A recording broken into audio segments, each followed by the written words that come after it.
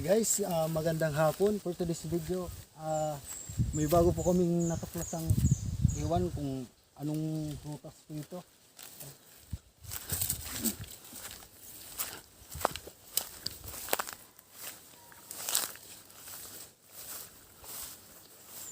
Parang ibang prutas to ah.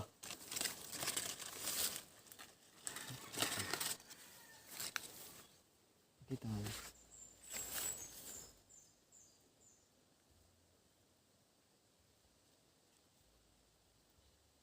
Parang orange ata oh.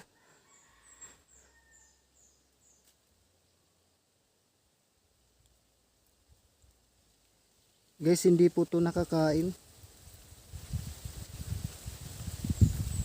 Nakakain naman din po pero isang beses lang.